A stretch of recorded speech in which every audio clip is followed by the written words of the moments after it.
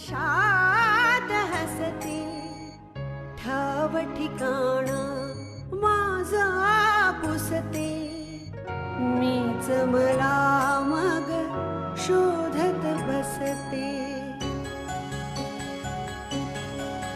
बोल मला तू हळुवार काही सांग भले तू माझा नाही कलियुगातली मीराबाई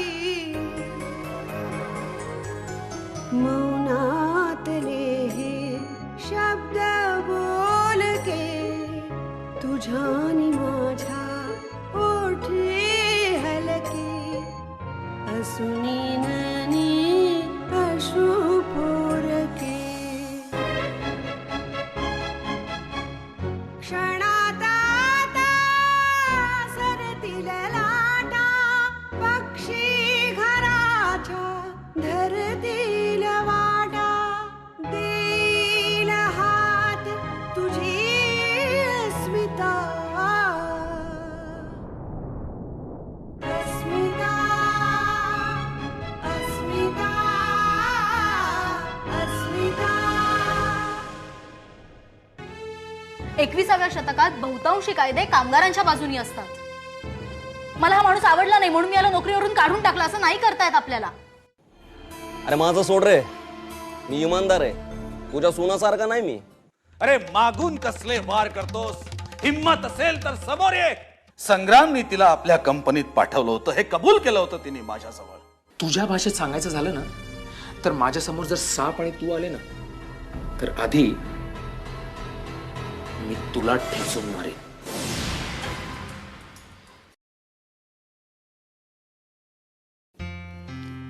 कॉफी मागो, कॉफी. आल्या आल्या कॉफी कसली मागतोस रे? कामाच्या नावाने बोंब. अरे ते तर चालूच आहे रे, ते रोजच आहे. हे बघ, युक्तीच्या 4 गोष्टी सांगेन, 4.5 सुद्धा सांगणार नाही. म्हणजे हल्ली तेवढंच जमतं मला. तर कसलं टेन्शन आलं तुला? मला एकदम अर्जंट कशाला बोलवलंस तू? टेन्शन वगैरे नाही रे. मग त्या थोरातांचे खूप लाड केलेत आपण. कायमचा बंदोबस्त करून टाकायला हवा, प्रॉब्लेम सॉल्व्ह व्हायला हवा. असं एका रात्रीत काय झालं एकदम? तू एकदम त्या आदित्यसारखा वागायला लागलायस. थोरातांचं शेवटी काय होणार आहे याचं गणित मी तुला मांडून दाखवलं की नाही? आपण आपले हात खराब करायचे नाहीत, वाट बघायची. तेवढे पेशन्स आहेत ना आपल्याकडे. बस. हल्ली फोन कॉल्सचं प्रमाण खूप वाढलंय. अत्यंत खालच्या पातळीवर जाऊन हे थोरातांचे चमचे घरी वेळी अवेळी फोन करत असतात.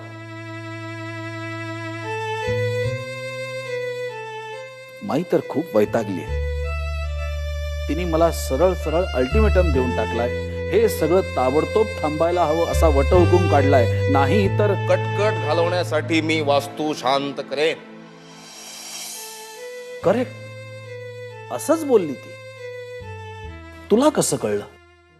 अरे म्हणजे मी ब्रह्मचारी असलो म्हणून काय झालं? स्त्रियांची सायकोलॉजी मला कळते. आणि वहिनींना मी तुझं लग्न झाल्यापासून ओळखतोय. 30-32 वर्ष झाली असतील. माझं काय म्हणणं आहे, वास्तू शांत करून टाक. झाला तर फायदाच होईल, तोटा कदापि होणार नाही. उठ उठ उठ. अरे हा असला सल्ला द्यायचा मी पैसे देत नाही तुला. अरे एकदम चिडायला काय झालं असं? हे बघ, मेजॉरिटी वास्तू शांत करण्याच्या पाठीमागे आहे. आपण त्यांच्या सोबत जावं.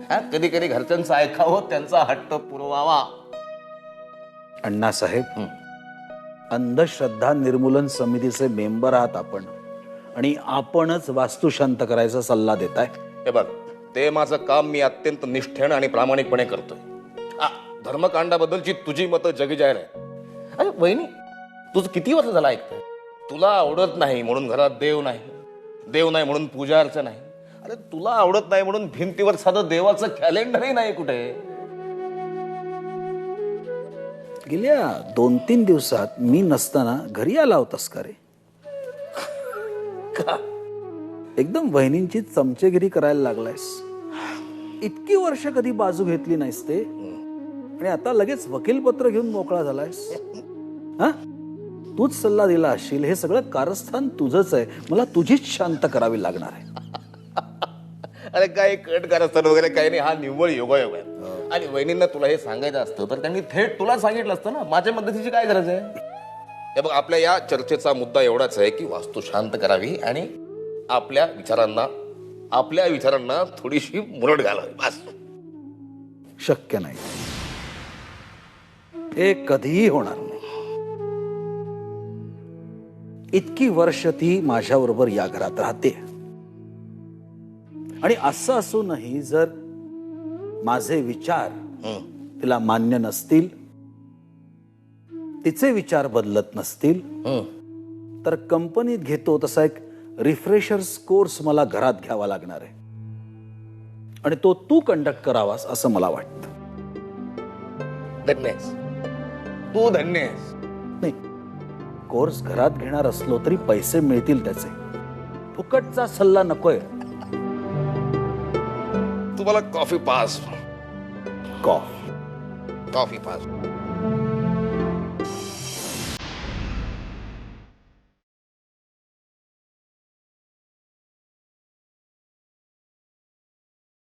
आहे तसा आत्ताच्या आत्ताच निघून ये. हा? मला हुकूम सोडतोस? तुझ्या बापाचा नोकर आहे मी. आपल्या दोघांचा बाप एकच आहे ना. स्वतःच्या पोरासारखंच वाढवलं ना शेटने आपल्याला. मला का मास दाखवत असतो? ए, बंद करा तुझं लेक्चर. उगाच पोकू नकोस. बघावं तेव्हा तू मला नाडत असतोस. म्हणजे सगळं झालंय ना, त्याला कारण तू आहेस. तुझ्यामुळं झालं हे सगळं. तुझ्यामुळं ना मला पोलिसापासून लपून राहावं लागतं. तुला लपून राहावं लागतंय? हं. काय लपून राहावं लागतं रे तुला?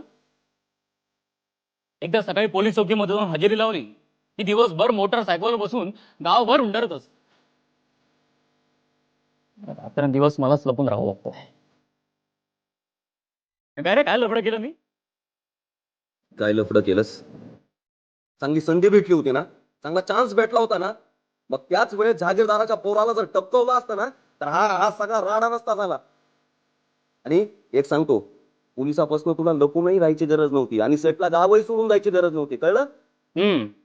फक्त मी तेवढा फासावर लटकलो असतो, तुम्ही सगळे सुखात राहिलास. आईला ती तर गोष्ट माझ्या डोक्यातच नाही आली. हा, बोल, काय अर्जंट काम काढलंस? कुणाला उडवायचंय?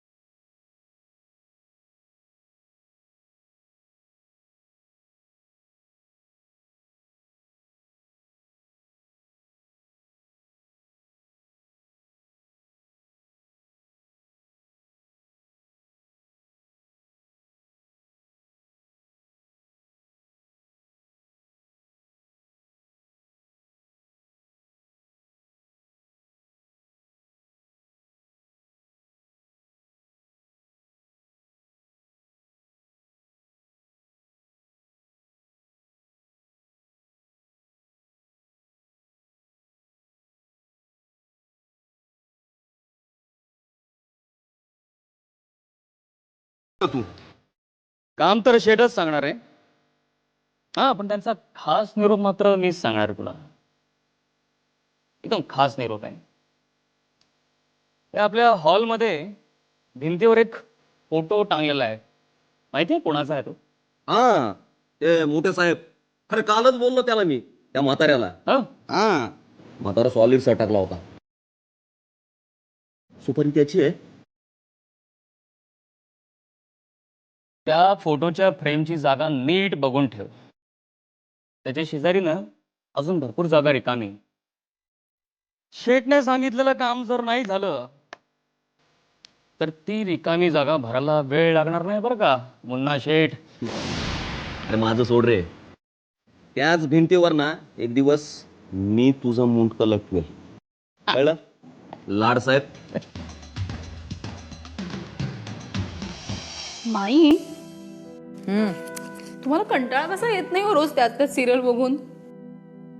काय गे, उलट ना चांगलं मनोरंजन होतं. म्हणजे डोक्याला त्रास नाही ना. हे असं का, हे असं का नाही, असे प्रश्नच पडत नाहीत. बघ ना, म्हणजे आता याच्यातले आर्टिस्ट बदलतात, हा, सिरियल तीच असते, पण गोष्ट एकदम वेगळीच सुरू होते. आता करताना त्यांना वावगं वाटत नाही, तर बघताना आपल्याला कशाला वावगं वाटायला पाहिजे, नाही का? त्यापेक्षा तुम्ही न्यूज चॅनल बघत जा बाई. हा, जास्त मनोरंजन होईल तुमचं. म्हणजे आता बघा ना, ते मागे प्रिन्स प्रकरण झालं होतं, तर प्रिन्सला भारताचा सम्राट करून टाकलाय. कुणाच्या तोंडाला क्वाळ फासायचं, कुणाच्या नाही, हे सगळं हे लोक ठरवतात. म्हणजे तुम्हाला असं वाटलं की तुमच्याकडे काहीतरी मटेरियल आहे सनसनाटी, की त्यांना फोन करा, लगेच ते कॅमेरा घेऊन हजर होतील घरात. मला सांग, अमिषाचं चॅनल पण असंच करत असेल का ग? करावं लागतच असणार त्यांना. म्हणजे जास्तीत जास्त लोक आपल्या चॅनलकडे अट्रॅक्ट कसे होतील याचा विचार करायला असं काहीतरी करावंच लागत असणार त्यांना. बदलू?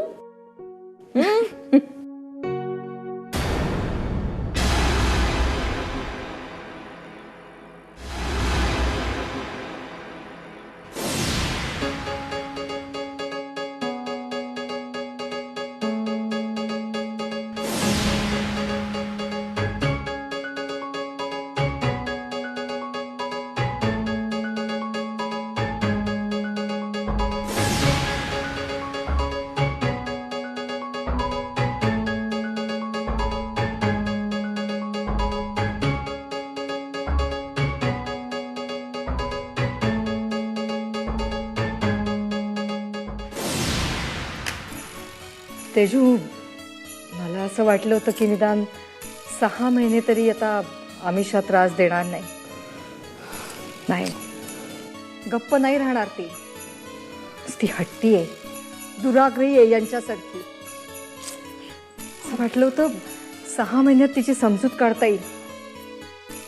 नाही ग, आता सगळंच अवघड झालंय. आदित्यचा फोन पण बंद आहे. बातमी ऐकून मी फोन करीन असं वाटलं असेल ना त्याला. यांना कळलं असेल का ग? माई, आता ही बातमी बाबांना कळल्याशिवाय राहणार आहे का? कामगारांचं आंदोलन सुरू झालंय म्हणजे आता कंपनीत केवढा गोंधळ चालू असेल आता. आदित्य ना, त्याने ना विनाकारण आगीत तेल ओतलंय. आणि ही अमिषा पण. जरा तिला तरी फोन लाव. बघते, बघ. ट्राय करते. बिझी. अमिषा, हॅलो. हा अमिषा, कुठे आहेस तू? हो, बघितल्या बातम्या. तू कुठे आहेस? हे बघ बाळा, सांभाळून राहा. कामगारांचा काही भरोसा नाही, ते कुणाचा राग कुणावर काढतील याचा काही नेम नाही त्यांचा. हा, एक मिनिट माईंशी बोल. बबडी, हे बघ स्वतःच्या जीवाला सांभाळून राहा आणि आणि असशील तिथून लवकर घरी परत ये. हा हा, आम्ही वाट बघतोय तुझी. चल, ठेवू फोन. ताबडतोब घरी यायचं. चल.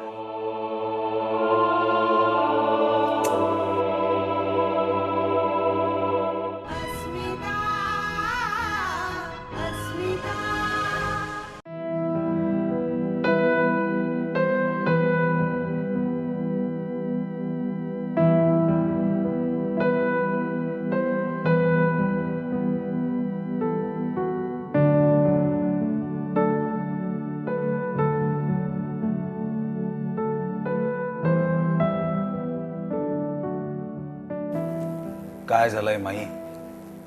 एकटीच का बसलीयस? टीव्ही बघत नाहीयेस? तुझ्या आवडत्या मालिका बघणार नाहीस वाटतं? नाही, काय नको. आज संध्याकाळपासून ना ब्रेकिंग न्यूजमध्ये एकच बातमी सारखी दाखवत आहेत चॅनलवर, जसं काही जगात दुसरं काही घडलेलंच नाहीये.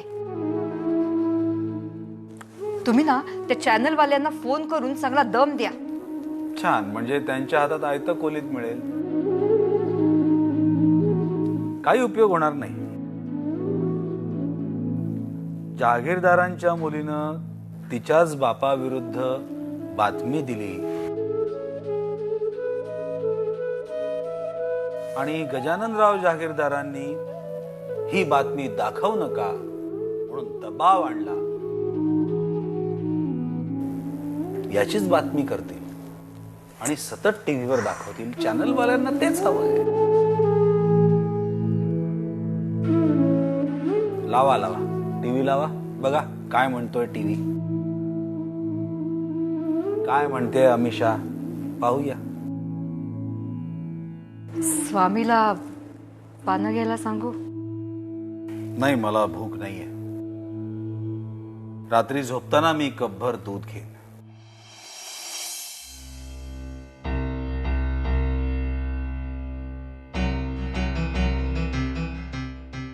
माझी काळजी करू नकोस, मी ठीक आहे.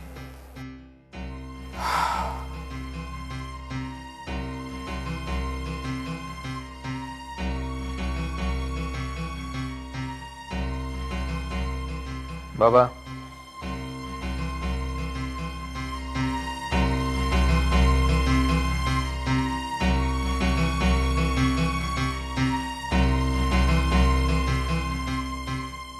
मग काय ठरवलं तुम्ही? काय ठरवायचंय? काय होऊ शकतं, काय नाही होऊ शकत, याचा सारासार विचार तू केला असशीलच. बाबा, युनियन्सच्या धमक्या, त्यांचे मोर्चे, त्यांचा संप, यापैकी कुठल्याही गोष्टीला मी घाबरत नाही. किंबहुना यापैकी कुठल्याही गोष्टीला मी तोंड द्यायला समर्थ आहे. पण काय? बबडीचं काय करायचंय? जळता जळता एक ज्योती अंधाराला सांगत होती, होती सच्ची माझी प्रीती. क्षणात आता सरतील लाटा, पक्षी घराच्या ठरतील वाटा. देईल हात तुझी अस्मिता,